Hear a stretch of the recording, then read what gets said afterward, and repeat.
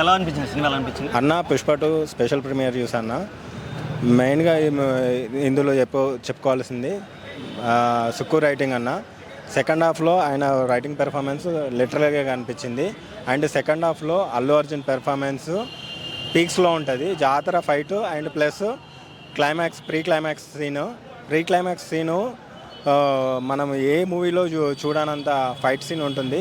And ఒక message కూడా ఉంటుంది అందులో, అది మీరు చూస్తేనే కనిపిస్తుంది. అండ్ సెకండ్ హాఫ్లో 2 ట్విస్టులు ఉంటాయి. సెకండ్ హాఫ్ స్టార్టింగ్లో ఒకటి, ఎండింగ్లో ఒకటి. పార్ట్ 3 కూడా ఉంది. పార్ట్ 3లోనే మీకు ఆ ట్విస్ట్ అనేది కనిపిస్తుంది. బట్ ఏంటంటే ఫస్ట్ హాఫ్లో ఒకటి డైలాగ్స్ అండ్ ఇంటర్వల్ బ్యాంక్ తోటి ఉందన్న.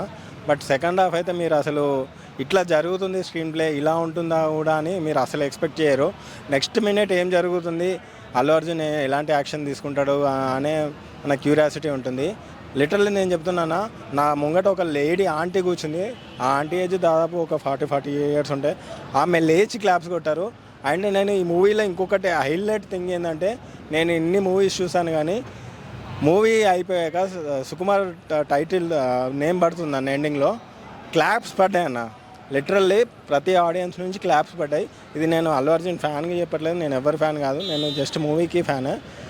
అట్లాంటి సీన్ నేను ఇంతవరకు ఏ మూవీలో కూడా చూడలేదు. ఈవెన్ రామ్ చరణ్, ఎన్టీఆర్ మూవీస్లో కూడా చూడలేదు. సుక్కు రైటింగ్ ఏంటి అనేది మరొకసారి ప్రూవ్ చేశారు. 3 ఏళ్ల కష్టం నిజంగా.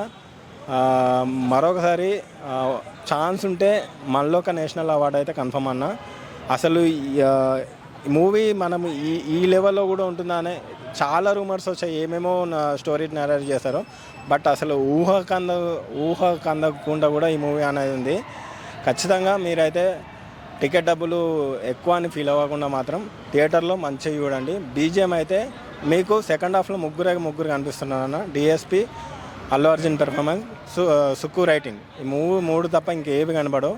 సెకండ్ హాఫ్ అయిపోయేది కూడా మనకు ఇంత తొందరగా అయిపోయిందా అని అనిపిస్తుంది. లాగ్ అంటారు, అసలు ఎక్కడా లాగ్ లేదు. ఎమోషన్స్ కూడా.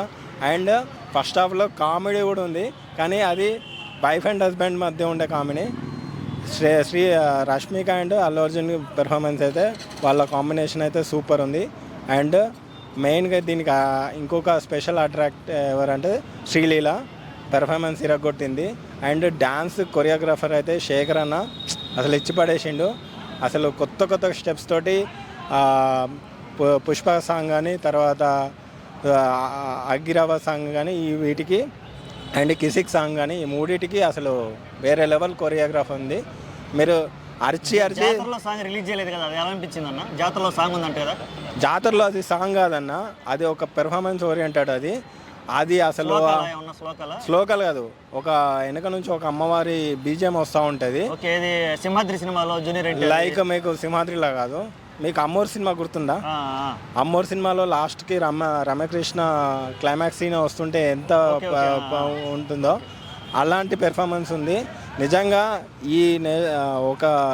ఈ జనరేషన్లో అట్లాంటి యాక్టింగ్ చేయడం అనేది అసలు ఎన్టీఆర్ చేస్తాడేమో కావచ్చు, కానీ తర్వాత నేను చూసినంత వరకు అయితే బన్నీ అయితే చేశాడు. లిటరల్లీ దాంట్లో జీవించేసిండు. ఆ పెర్ఫార్మెన్స్కి, ఆ గెటప్కి మాత్రం వేరే లెవెల్ అన్న. మీరు ఖచ్చితంగా మూవీ థియేటర్లోనే చూడండి.